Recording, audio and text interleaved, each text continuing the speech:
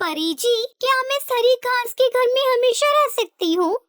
यह घर तुम्हारा है और तुम इसे हमेशा अपने पास रख सकती हो। लेकिन याद रखना, यह घर सिर्फ तुम्हारे लिए है जो सच्चे दिल से अच्छे कार्य करती हो, इसलिए तुम्हें ये घर दिया गया है। ये कहानी हिमालय जंगल की है, जहाँ एक छोटी सी चिड़िया रहती थी जिसका नाम टुनटुनी था। टुनटुनी चिड़िया बहुत ही प्यारी और दयालु चिड़िया थी। उसका रंग पीला था। वो अपने छोटे से जंगल में बसे बस्ती में रहती थी जो एक बड़े से पीपल के पेड़ पर थी। टुनटुनी चिड़िया का घर बहुत प्यारा था। ये घर उसने खुद अपनी नन्ही चोंच से बनाया था। लेकिन एक दिन सर्दियों की ठंडी हवाएं चलने लगी और टुनटुनी चिड़िया का घर टूटकर बिखर गया। हे भगवान, ये सब क्या हो गया? मेरा घर टूटकर कैसे बिखर गया? मैं अब कहाँ रहूंगी? इतनी जल्दी मैं अपना घर कैसे बनाऊंगी? ऐसा कहकर टुनटुनी चिड़िया रोने लग जाती है और वो दोबारा घर बनाती है। फिर सर्दियों का मौसम आता है और ठंडी हवाएं तेजी से बहने लगती हैं। एक रात बहुत तेज हवा चली और टुनटुनी चिड़िया का प्यारा घर जो उसने महीनों की मेहनत से बनाया था वो बुरी तरह से टूटकर गिर गया। टुनटुनी चिड़िया बहुत घबराई और ये नजारा देखकर वो चिल्लाने लगी। हे भगवान, मेरा घर कहाँ चला गया? अब मैं कहाँ जाऊँ? ठंडी हवा के झोंके ने उसकी सारी मेहनत को उड़ा दिया था। अब वो कहाँ जाए? वो बहुत उदास हो गई। पेड़ के नीचे बर्फ जमी हुई थी और हवाएं तेज हो रही थी। टुनटुनी चिड़िया ने सोचा कि उसे किसी तरह से ठंडी से बचना होगा, लेकिन उसके पास घर नहीं था। वो कुछ देर तक इधर उधर उड़ती रही, लेकिन कहीं भी सुरक्षित जगह नहीं मिली। जब टुनटुनी चिड़िया थककर पेड़ की एक शाखा पर बैठ गई तो उसने देखा कि एक हल्की सी रोशनी उसके पास आ रही है। ये कोई आम रोशनी नहीं थी। वो रोशनी धीरे धीरे उसके पास आई और टुनटुनी चिड़िया ने देखा कि वो रोशनी एक परी की थी। परी का नाम आकांक्षा था।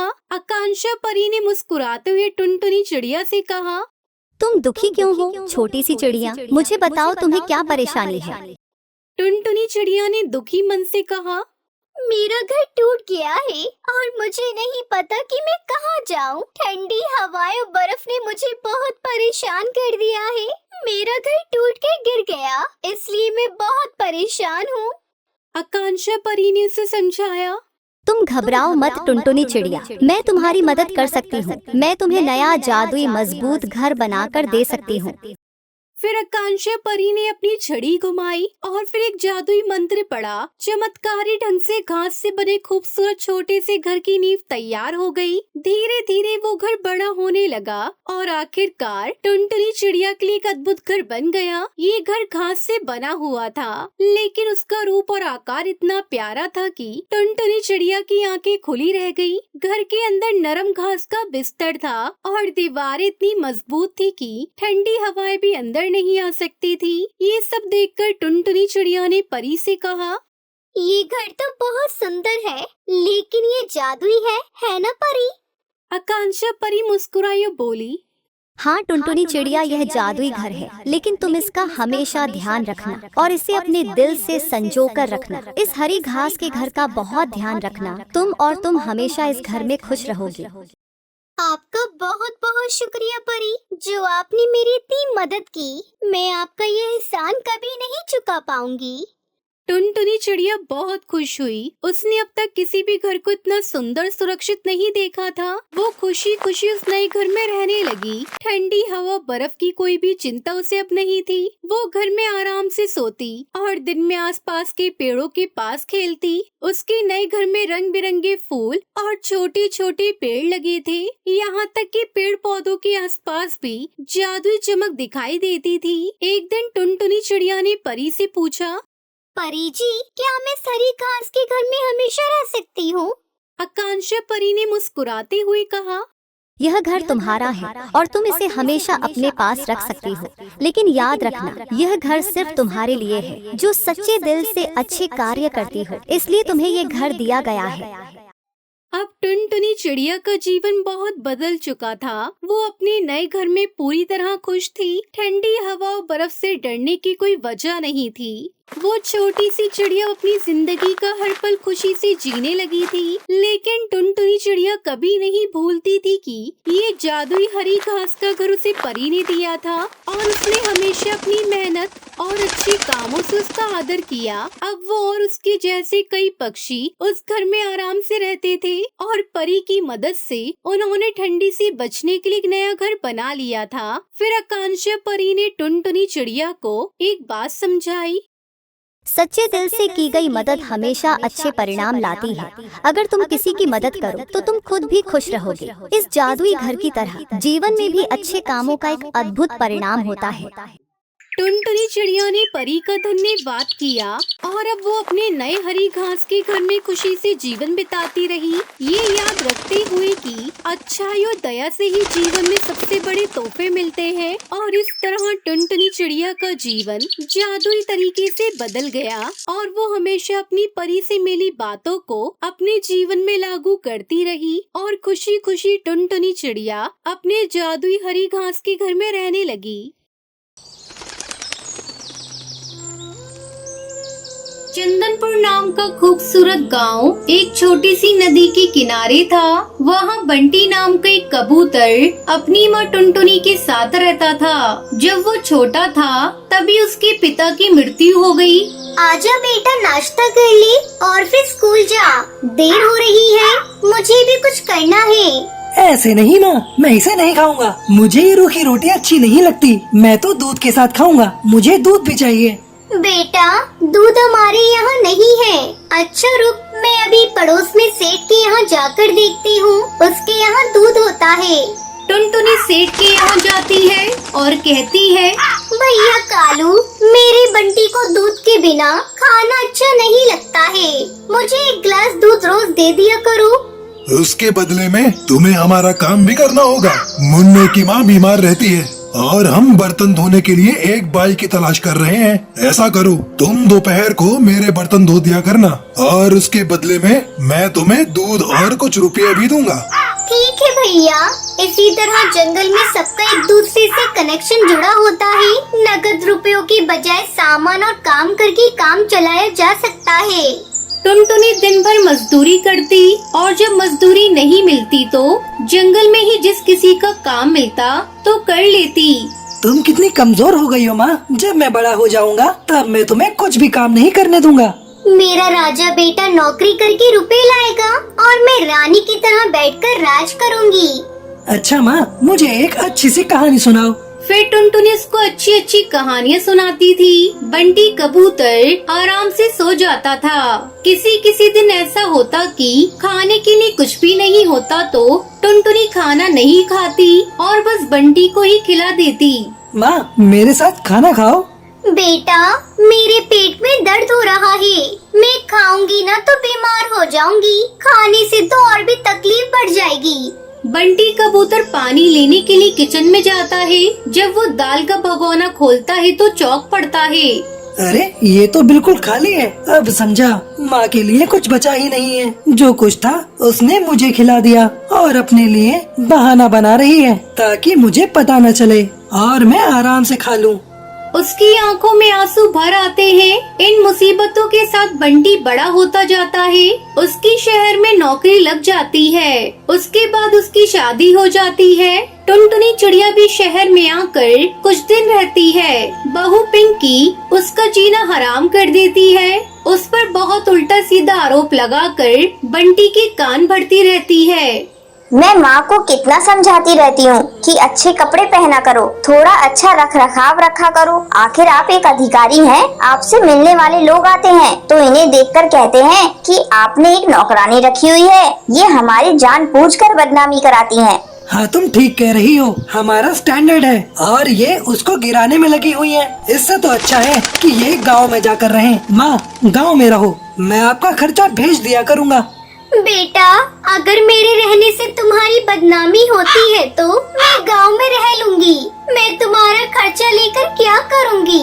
जब तक मेरे हाथ पैर चलते हैं मैं कमा लिया करूंगी। टुनटुनी चिड़िया अपने गांव चली जाती है। अचानक एक दिन बंटी कबूतर बीमार होता है और अपना चेकअप कराता है तो उसके पैरों के नीचे से जमीन खिसक जाती है। पिंकी, मेरे दोनों गुर्दे खराब हैं। अब मेरी जिंदगी का अंत समय आ गया है। डॉक्टर ने कहा है अगर तुरंत गुर्दा नहीं बदला गया तो मेरी मौत भी हो सकती है। वो पूरी कोशिश करता है, रिश्तेदार, दोस्त, परिचित सबसे कहता है, लेकिन उसे गुर्दा कहीं नहीं मिलता, न ही कोई दान करता मिलता है। अचानक एक दिन गुमनाम दान करता उसको अपना गुर्दा दान कर देता है, जिससे उसका ऑपरेशन होता है। कुछ दिन बाद बंटी ठीक होकर अपने घर पर आ जाता है। उसकी पत्नी पिंकी उसे कहती है, देख लिया तुमने अपनी माँ का प्यार। दुनिया जहाँ के लोग आकर तुमको देख गए, लेकिन तुम्हारी माँ तुमको देखने तक नहीं आई है। बंटी अब अपनी माँ से बहुत नफरत करने लगा था। वो उसको कभी गांव में देखने नहीं जाता था। एक दिन गांव से उसके पड़ोसी हरिया काका का फोन आया। हेलो बंटी, तुम्हारे घर से बदबू आ रही है, मकान बंद है, यहाँ आकर देखो। बंटी जब वहाँ जाता है तो देखता है कि बंद घोंसले के भीतर उसकी माँ मरी पड़ी है। शायद उन्हें 5-6 दिन मरे हुए हो गए होंगे।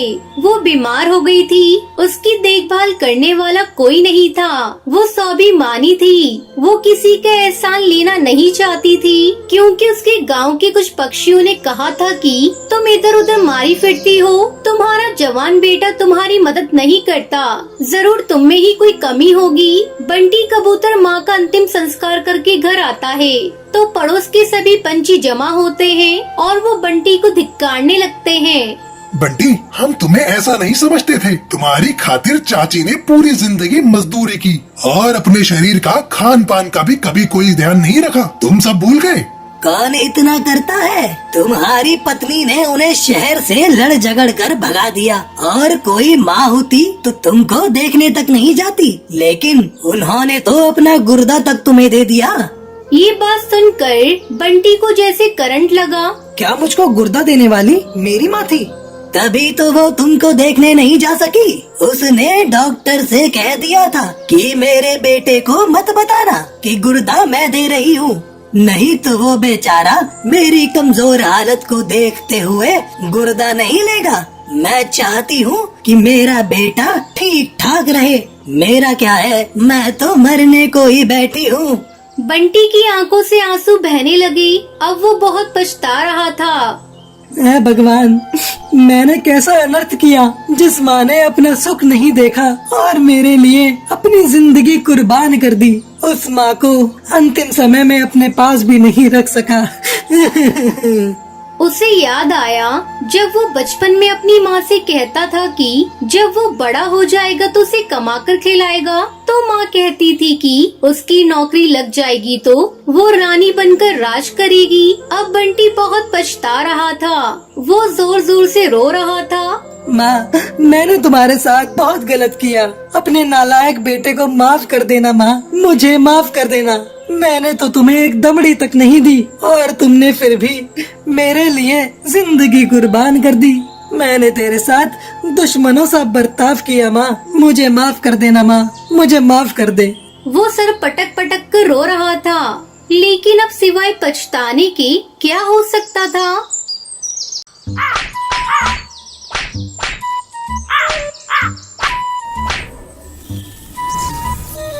बहुत समय पहले समीपुर के गांव में टुनटुनी चिड़िया अपनी सौतेली माँ और अपने पति कालू कौवे के साथ रहती थी। कालू कौवा अनाथ था, उसका कोई घर परिवार नहीं था, इसलिए टुनटुनी चिड़िया की सौतेली माँ ने टुनटुनी की शादी के बाद उसे अपना घर जमाई बना लिया। एक दिन कालू कौवा घर में आराम कर रहा था, तभी टुनटुनी चिड़िया की सौतेली माँ टूनी चिड़िया उसे देख लेती है और जोर जोर से चिल्लाने लगती है। कालू, ये भी कोई आराम करने का समय है? जा जाकर खेत में टमाटर फसल की रखवाली करो, वरना कोई जानवर आकर खा जाएगा। माँ, अभी अभी तो ये खेत में पौधों को पानी देकर आए हैं। थोड़ी देर आराम कर लेने दो, फिर ये चले जाएंगे। तू तो चुप ही रहे और जाकर घर का काम कर। ज्यादा अपने पति पर प्यार मत लुटा। घर जमाई है, काम तो करना ही पड़ेगा। टुनटुनी तू जा जाकर काम कर, मैं खेत पर चला जाता हूँ। सोचा था भोजन करके थोड़ा आराम कर लूँगा, लेकिन सासू माँ की चिक चिक की वजह से मैं यहाँ आराम नहीं कर पाऊँगा। पर भोजन करके जाओ, ऐसे कैसे काम चलेगा? नहीं टुनटुनी, सासू माँ की बातों से ही मेरा पेट भर गया। इतना कहकर कालू कौआ खेत पर टमाटर की रखवाली करने चला जाता है। टूनी चिड़िया दोनों पति पत्नी को बहुत सताती थी। थोड़ी देर बाद टुनटुनी घर का सारा काम खत्म करके भोजन लेकर खेत पर जाती है। सुनते हो जी, भोजन कर लो। तू यहाँ क्या करने आई है टुनटुनी? चली जा यहाँ से, मैं भोजन नहीं करूँगा, मुझे भूख नहीं है। इतना गुस्सा मत करो जी, अगर तुम भोजन नहीं करोगे तो बीमार पड़ जाओगे। माँ दवा के लिए पैसे भी नहीं देगी। कालू टुनटुनी की बात मानकर भोजन कर लेता है और वहीं एक पेड़ की छांव में आराम करने लगता है। तभी एक जादूगर उस खेत में आता है। अरे वाह, इस खेत में बहुत ही लाल लाल रसीले टमाटर लगे हैं और मुझे भूख भी लगी है। जादूगर कौआ टमाटर खाने लगता है और फिर पेट भरने के बाद वहाँ से चला जाता है। शाम होने पर टूनी चिड़िया अपने खेत में टमाटर की फसल को देखने जाती है। अरे ये क्या, टमाटर की आधी फसल बची है। हाय राम, मैं लुट गई, बर्बाद हो गई, मेरी टमाटर की फसल चोरी हो गई। टूनी के रोने की आवाज सुनकर कालू कौवे की नींद खुल जाती है। क्या हुआ सासू माँ, आप क्यों रो रही हैं? नास पीटे, मैंने तुझे टमाटर की फसल की रखवाली करने के लिए भेजा था और तू यहाँ आकर सो रहा है। जाकर देख, खेत की आधी फसल चोरी हो गई है। आज मैं तुझे जिंदा नहीं छोड़ूंगी, तूने मेरा बहुत नुकसान कराया है। इतना कहकर टूनी चिड़िया अपने दामाद कालू कौवे को पीटने लगती है। अगले दिन कालू कौवा बिना कुछ खाए पिए टमाटर की रखवाली करने लगता है। जादूगर फिर से उस टमाटर को खाने के लिए आता है। कालू झटपट जाल फेंक कर जादूगर को पकड़ लेता है। कालू कौवे, तुम मुझे एक भले पक्षी लगते हो। मैं एक जादूगर हूँ, मैं तुम्हारे सारे दुख दूर कर सकता हूँ। मुझे पता है तुम घर जमाई बनकर अपने ससुराल में रहते हो और तुम्हारी सास तुम्हारे ऊपर बहुत जुल्म करती है। तुम मुझे आजाद कर दो, मैं तुम्हें लकड़ी का एक बहुत बड़ा घर बना कर दूंगा। फिर तुम अपनी पत्नी के साथ उस घर में खुशी खुशी रहना। कालू कौवा जादूगर की बात मानकर उसे आजाद कर देता है। फिर क्या, जादूगर उसे एक लकड़ी का बहुत बड़ा घर बनाकर देता है। कालू कौवा खुशी खुशी घर आता है और टुनटुनी चिड़िया को साथ लेकर उस लकड़ी के घर में पहुंचता है। ये घर तो बहुत सुंदर है जी। अब हमें अपनी सौतेली माँ का जुल्म नहीं सहना पड़ेगा। अब बस आप एक काम करिए, आप कोई नौकरी ढूंढ लीजिए ताकि हम लोग आगे की जिंदगी आराम से बिता सके। अब कालू कौवा एक ढाबे पर नौकरी करने लगता है। फिर दोनों पति पत्नी उस लकड़ी के घर में खुशी खुशी रहने लगते हैं। राजस्थान के जंगल में कालू कौवा अपनी पत्नी टूनी चिड़िया के साथ रहता था। उसकी एक बेटी थी पिंकी। कालू कौवे की एक चाय की दुकान थी। एक दिन टूनी चिड़िया कालू कौवे से कहती है, सुनते हो जी, अपनी पिंकी 5 साल की हो गई है। इसका दाखिला किसी स्कूल में करा दो। दिन भर शैतानी करती रहती है, मुझे भी घर का काम करने नहीं देती। स्कूल जाएगी तो कुछ पढ़ना लिखना सीखेगी। अच्छा, तुम कहती हो तो मैं सरकारी स्कूल में पिंकी का दाखिला करा देता हूँ। अगले दिन पिंकी चिड़िया का दाखिला स्कूल में हो जाता है और वो स्कूल जाना शुरू कर देती है। इस तरह कुछ दिन बीत जाते हैं। इसी बीच टूनी चिड़िया एक और बच्ची की माँ बन जाती है। एक दिन वो अपनी छोटी बेटी टुनटुनी को भोजन करा रही थी। तभी वहाँ पिंकी चिड़िया आती है। माँ, मुझे स्कूल जाना है, मेरा बैग कहाँ है? मुझे मिल नहीं रहा है। पिंकी, कमरे में जाकर ठीक से देख, तेरा बैग वहीं पड़ा होगा। अब तू बड़ी हो गई है, अपना सामान ठीक से रखा कर, कब सीखेगी तू? टूनी टुनटुनी चिड़िया को वहीं छोड़कर पिंकी का बैग देने कमरे में जाती है। ये देख, यहाँ सामने ही तो तेरा बैग पड़ा है और तू मुझे जानबूझकर तंग करती है। तुझे पता है ना, तेरी बहन अभी छोटी है, मुझे उसकी देखभाल करनी जरूरी है। माँ, जब से टुनटुनी इस घर में आई है, तुम केवल टुनटुनी से ही प्यार करती हो, तुम्हें तो मेरी कोई परवाह नहीं। अरे तू ये कैसी बातें कर रही है? वो तेरी छोटी बहन है। चल अब जल्दी से स्कूल जा। पिंकी चिड़िया रास्ते में स्कूल जाते समय सोचती है किसी तरह वो अपनी छोटी बहन को मार डालेगी। एक दिन टूनी अपने पति का भोजन लेकर उसकी दुकान पर जा रही थी। पिंकी, मैं तेरे पापा को भोजन देने जा रही हूँ, तुम टुनटुनी का ध्यान रखना। इतना कहकर टूनी चिड़िया वहाँ से चली जाती है। उसके जाने की थोड़ी देर बाद टुनटुनी चिड़िया उसके पास आती है। दीदी, मुझे भूख लगी है, माँ कहाँ है?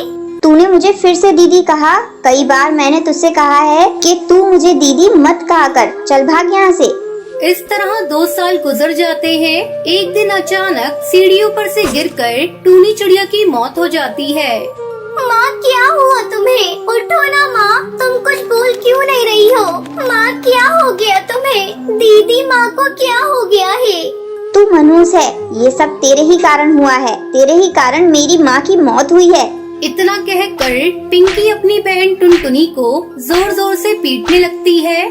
आज मैं तुझे जिंदा नहीं छोड़ूंगी, मैं तुझे आज मार डालूंगी। पिंकी, तू इस नन्ही जान को क्यों पीट रही है? इसमें इसकी क्या गलती? सब इसी की गलती है। इसी के चलते माँ की मौत हो गई। कुछ दिनों बाद कालू टुनटुनी चिड़िया का भी दाखिला पिंकी के स्कूल में करवा देता है।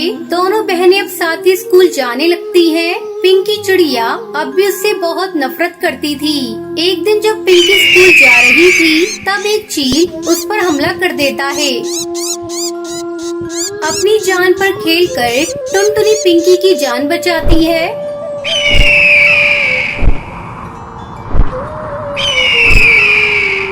टुनटुनी, तूने मुझे क्यों बचाया? मैं तुझसे इतना नफरत करती थी, मुझे मर जाने दिया होता। दीदी, आप मुझसे कितनी भी नफरत कर लो, लेकिन मैं आपसे बिल्कुल भी नफरत नहीं करती, क्योंकि आप मेरी बड़ी बहन हो। पिंकी चिड़िया अपनी बहन को गले लगा लेती है। उस दिन के बाद से वो अपनी बहन पर अत्याचार करना भी छोड़ देती है और दोनों बहनें खुशी खुशी रहने लगती हैं।